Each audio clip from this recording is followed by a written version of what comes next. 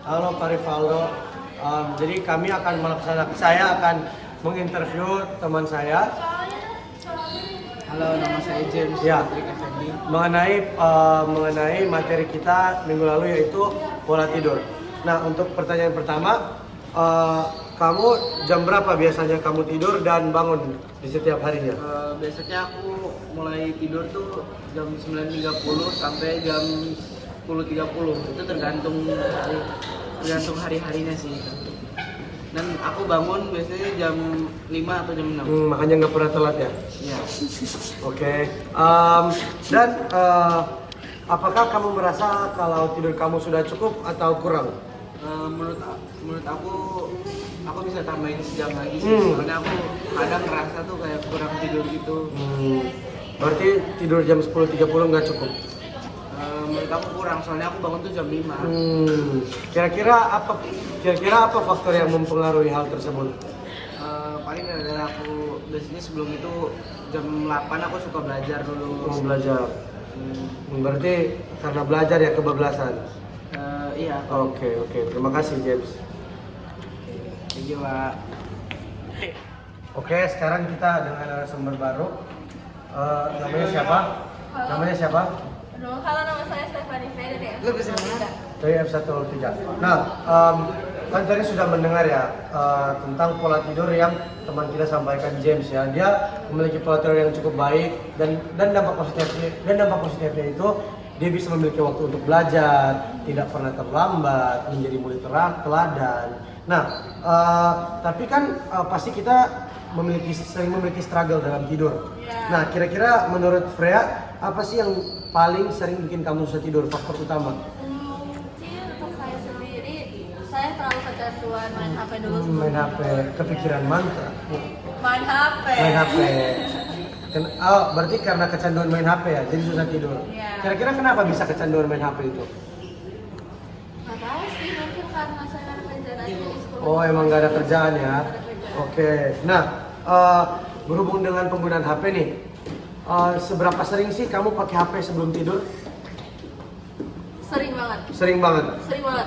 Jadi Setiap malam. jadi kayak ritualnya itu sebelum tidur udah harus pakai HP dulu. Bukan harus sih, tapi Wajib, bukan? biasanya. Biasanya.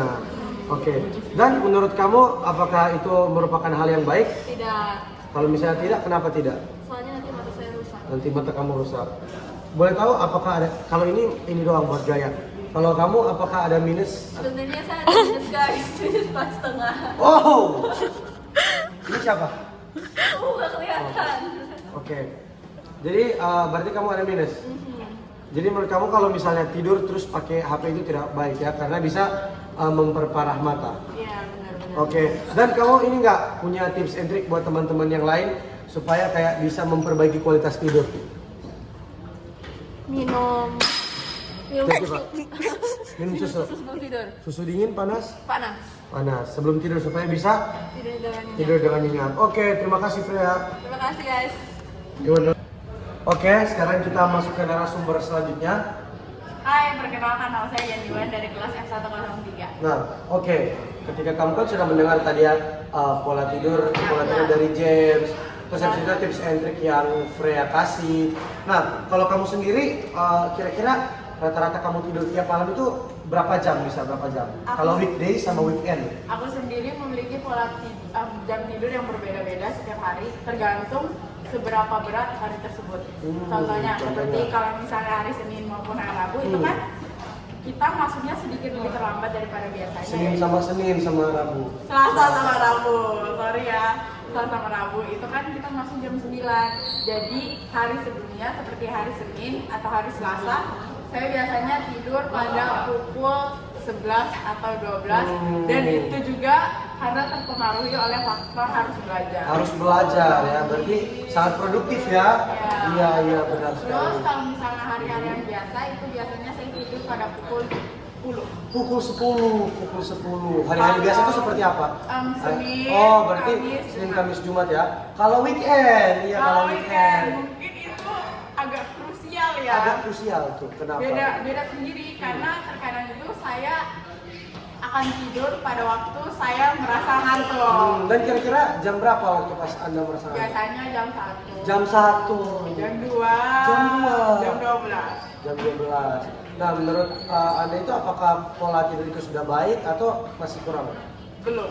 Kenapa? Belum? Karena jika tidak dilakukan secara Berpola, iya benar. iya kan? Mm-mm. Maka kebiasaan itu tuh akan terus terjadi. Seperti contohnya kalau misalnya saya tidur hari Sabtu itu pukul 12, maka keesokan harinya saya juga akan merasa ngantuk pada pukul 12. Jadi akan kesulitan tidur pada pukul 10. Nah, kalau kamu kan sudah tahu nih, maksudnya kayak jam tidur kamu udah benar atau enggak. Nah, terus kan kamu jawaban tadi masih belum efektif. Nah, kira-kira kamu punya cara nggak ya ketika misalnya kamu belum bisa tidur nih? Kira-kira kamu punya cara nggak kayak supaya bisa langsung tidur gitu? Punya cara untuk mengatasi hal tersebut?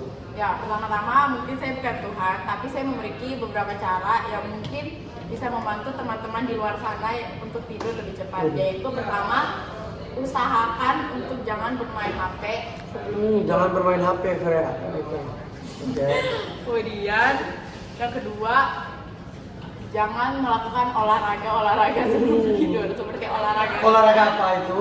kayak contohnya melakukan plank atau Plank sebelum tidur.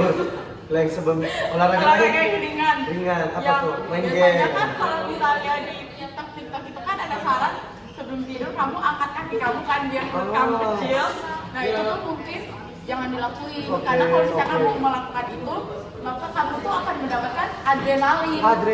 Iya, dengan adanya adrenalin itu akan semakin susah buat kamu untuk tidur Oh pada iya, malam hari. oke. Nah, berarti dari tips tersebut, berarti kamu kedepannya udah bisa memperbaiki pola tidur ya? Ya, semoga. Oke, siap. Terima kasih Iwan. Terima kasih. Sampai satu lagi.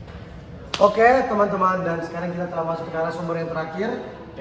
Deklan dari kelas. Oke. Nah, kalau dari teman-teman yang lain kan mereka memiliki faktor yang berbeda-beda ya yang mempengaruhi kualitas tidur mereka. Nah, kira-kira kalau kamu sendiri apa sih faktor utama yang mempengaruhi kualitas tidurmu? Yang mempengaruhi kualitas tidurku. Iya, apa tuh faktornya? Stres. Kok bisa stres? Masih kan usianya masih muda. Jadi sekarang ini lagi banyak tugas kan. Banyak tugas. Lalu banyak juga teman-temanku yang minta diajarin. Jadi itu bikin stres aja gitu. Double job.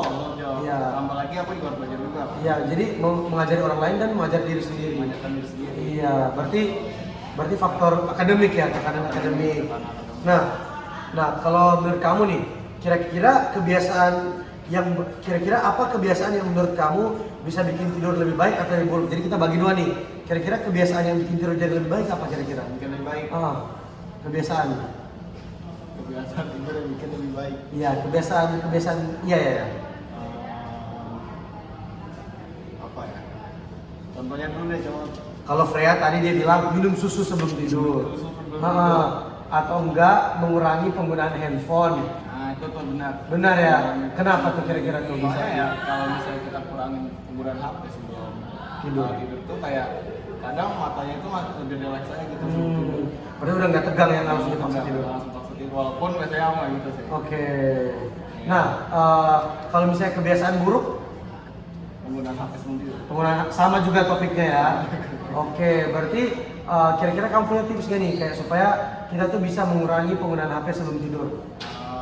Untuk tipsnya ya, kita itu harus kayak kita kelar-kelarin dulu apa yang kita mau pakai. Oke, berarti time management. Dan manajemen. Benar. Jadi sebelum kayak kita mau tidur tuh langsung kayak kita buat set semua. Selesain semuanya baru tidur. Kan kalau misalnya ada yang mau ajarin sebelum jam itu. Oke. Baru tidur. Atau nggak ajarin besoknya? Besoknya bisa juga. Walaupun besoknya kan tidak ada masalah. Oke, benar-benar. Oke, sekian dari interview kita pada kali ini.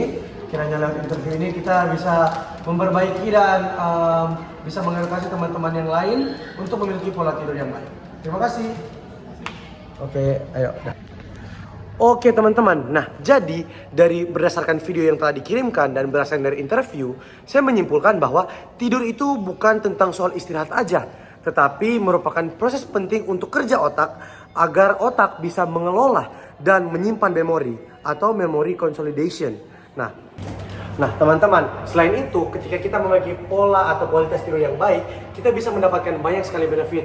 Dan yang paling umum adalah kita bisa meningkatkan kualitas belajar kita dan juga kita bisa meningkatkan performa kita menjadi lebih baik karena otak kita bisa beristirahat dan juga bisa bekerja dengan baik. Nah, lalu kita juga bisa meningkatkan proses ingatan kita. Jadi mungkin bagi teman-teman yang memiliki kayak penyakit short term memory, nah teman-teman mungkin harus bisa memperbaiki kualitas tidur teman-teman agar teman-teman memiliki agar otak teman-teman memiliki waktu untuk memproses segala ingatan yang telah terjadi. Nah teman-teman, apa yang akan terjadi ketika kita memiliki pola tidur yang tidak berkualitas? Nah, yang pertama itu kita menjadi susah fokus dan juga susah untuk berpikir. Mungkin ada teman-teman yang beberapa kali ketika sudah masuk ke dalam kelas, sudah mendengarkan materi, kok kayak materinya nggak pernah nyamplok di kepala gitu. Dan kok penjelasan guru kayak nggak masuk di otak. Nah, mungkin salah satu cara yang teman-teman harus lakukan bukan menambah waktu belajar, namun memperbaiki pola tidur. Karena dengan kita memiliki pola tidur yang tidak berkualitas, kita menjadi susah fokus dan juga tidak bisa berpikir dengan jernih. Nah, lalu yang kedua, kita memiliki mood swing untuk istilah sekarang. Nah, jadi mood kita itu jadi buruk dan juga tidak stabil. Nah, lalu kita juga bisa sampai berhalusinasi loh ketika kita tidak bertidur sampai berhari-hari.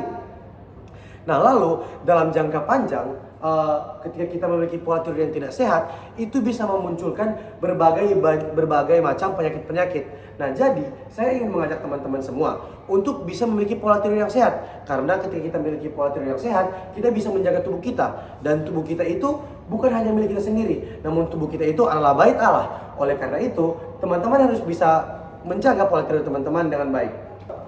Sekian dari video saya, kiranya video ini bisa bermanfaat bagi Pak Rivaldo, bagi teman-teman lainnya, dan juga bagi masyarakat sekitar. Agar tentunya kita tidak hanya memiliki informasi itu sendiri, namun kita bisa membagikan informasi tersebut dan bisa menjadi berkat bagi banyak orang. Sekian saja dari saya. Terima kasih. Sekarang